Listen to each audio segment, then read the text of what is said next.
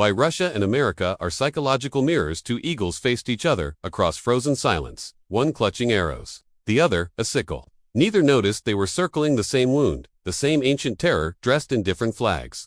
What they called opposition was something older, a recognition neither wanted to name. For decades, we watched them as enemies. But what if rivalry was just the surface, and underneath, they were performing the same psychological ritual, speaking the same language of fear in different dialects? The story we tell ourselves is simple: freedom versus control, democracy versus tyranny, open versus closed. But the human psyche rarely deals in such clean lines. More often, it projects outward what it cannot face within. When America landed on the moon, it wasn't just conquering space, it was proving something to itself: that expansion could be infinite, that frontiers would never close, that the restless engine of manifest destiny had cosmic permission to continue.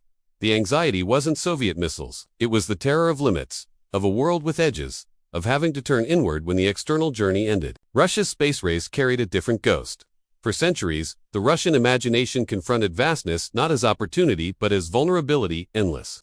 Steppe where invasion came from every direction. Space became vertical expansion when horizontal territory offered no safety. The need wasn't to explore, but to secure, to extend the fortress walls until even the stars fell within the perimeter. But notice the symmetry. Both nations reached for the cosmos to escape something on Earth. Both used technological transcendence to avoid psychological confrontation. The Cold War, then, wasn't just geopolitical chess. It was two nations trapped in the same existential loop.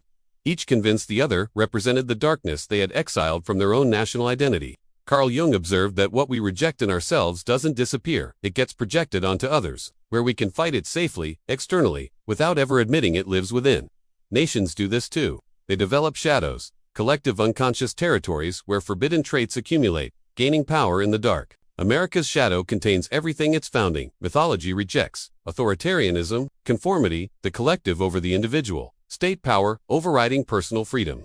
These are the traits Americans learned to fear from childhood, encoded in every Revolutionary War story, every dystopian novel, every political speech about liberty. And there, conveniently, across the ideological divide, stood Russia, embodying every suppressed element of the American psyche: a vast state apparatus, centralized control, the individual absorbed into collective destiny. Perfect. The shadow had found its mirror, but Russia's shadow moved in reverse. For all its communist rhetoric about collective good, the Russian soul carries a deep wound around chaos, around the terror of disintegration, of too much freedom spiraling into violence.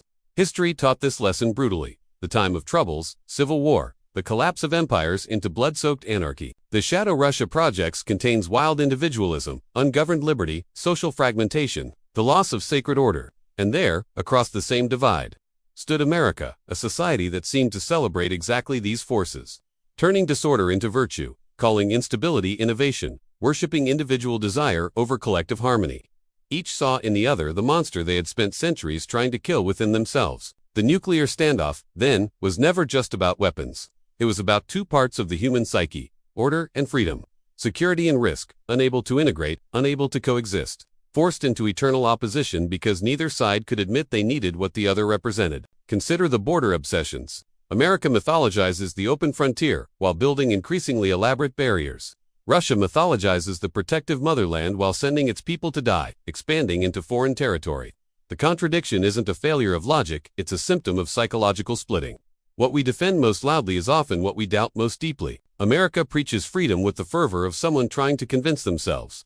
The louder the rhetoric, the more surveillance expands, the more conformity tightens beneath the surface, the more algorithmic control replaces genuine choice. Freedom becomes a mantra repeated to drown out the opposite impulse. Russia preaches strength and order while its history cycles through collapse after collapse, each attempt at control breeding the chaos it fears. Strength becomes a performance, a collective ritual to ward off the memory of weakness, of humiliation, of dissolution. Both nations are haunted, both are performing, both are trying to become what they fear they are not. The fascinating detail: their fears are almost identical. Strip away the ideological costume, and you find the same core anxiety: irrelevance, decline, the loss of purpose, the terror that history might move past them, that their suffering might have been meaningless, that the grand narrative they built their identity around might collapse. This is why détente always failed. You cannot make peace with your own shadow by negotiating with its external projection. The enemy has to be preserved because it serves a psychological function. It confirms your identity by contrast. It justifies your choices. It provides meaning through opposition. Remove the enemy, and you face the void. The Soviet collapse looked like victory to one side, trauma to the other. But watch what happened next. Within years, both nations grew restless, disoriented. America's end-of-history moment curdled into confusion, a superpower without an opponent, searching for new enemies to restore narrative coherence. Russia's attempt at openness dissolved into crisis, a longing for the return of order, strength, meaning, even if it meant resurrecting the old patterns. They needed each other. They still do. For a moment, imagine standing between them, not in space, but in time. See the patterns repeat across decades. Each arms race, each border crisis, each moment of tension follows the same psychological script, the same unconscious choreography. They are not fighting each other, they are fighting themselves, using the other as a screen for projection. The tragedy isn't the conflict, it's the missed recognition. What if, at any point, either nation had looked at the other and said, "You are showing me my shadow. You are holding the traits I have rejected. Your existence forces me to see what I have refused to integrate." That moment of recognition would have changed everything. Not because it would have created friendship, but because it would have created consciousness. Instead, the pattern continues. New leaders, same psychology. Different rhetoric, same archetypes. The eagle and the bear circle the same wound, generation after generation, mistaking repetition for history. And here is where it touches us, individually. Because nations are not separate from the people within them. Collective psychology emerges from millions of personal psychologies, each carrying their own shadows, their own rejected traits, their own need for external enemies to avoid internal confrontation. When we understand Russia and America as mirrors, we begin to see the pattern in our own lives. The traits we condemn most harshly in others are often the ones we have exiled from ourselves. The people we oppose most intensely are often reflecting back what we cannot face within. This is not moral equivalence, it is psychological reality, and it operates whether we acknowledge it or not. The question is never whether nations have shadows. They always do. The question is whether they develop the consciousness to recognize and integrate them, or whether they remain trapped in projection, endlessly fighting external versions of internal conflicts. Right now, the cycle turns again. New tensions, old patterns, but perhaps something is shifting. Perhaps enough people are beginning to see through the performance, to recognize the psychological mechanisms beneath the geopolitical theater. Not to excuse, not to equate, not to erase real differences or real harms, but to understand that lasting change begins with seeing clearly. And seeing clearly means recognizing that the enemy is also a mirror, that what we fight externally often needs to be integrated internally. What surprised me most while exploring this pattern wasn't just the historical parallels, but how a philosophy journal I started keeping helped me observe my own projections more clearly. I wasn't expecting such personal insight from geopolitical analysis, and it reminded me that seeing the world differently always starts with seeing ourselves differently. This isn't a recommendation, just something that changed how I process these patterns. I'll leave a note below if you want to explore what I mean. The Cold War never truly ended because it was never just political, it was psychological.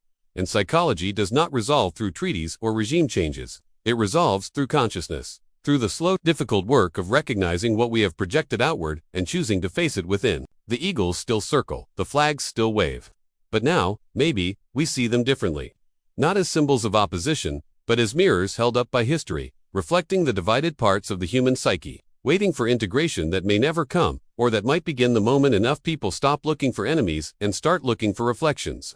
The choice, as always, is not between nations but within them. And within us. History does not repeat because we forget, it repeats because we remember selectively. Keeping the narratives that confirm our identity while erasing the patterns that would force us to change. The pattern between Russia and America is not unique, it is universal. It is the pattern of the divided self, playing out on a global stage. And the moment we see it clearly, everything shifts. Not into agreement, not into harmony, but into understanding. And understanding, even without resolution, is a kind of freedom. The freedom to stop being controlled by patterns we cannot see. The real question has never been about which side wins. It has been about whether either side develops the courage to stop projecting and start integrating. To see the mirror not as an enemy, but as an invitation to wholeness. That is the psychological work nations avoid, and the reason conflicts continue. But it is also the work available to anyone, at any moment. To look at what we oppose most intensely and ask, what part of myself am I seeing? What have I rejected that needs recognition? What wound am I circling, disguised as judgment of another? These are not comfortable questions, but they are the ones that change everything. The flags wave, the borders hold, the rhetoric continues.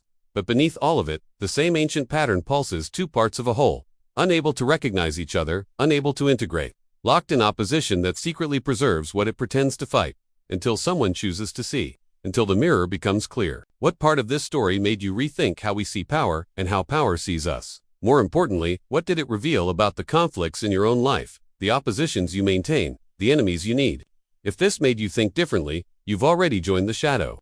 Tell us which country or city you're watching from. See you in the next video. Bye.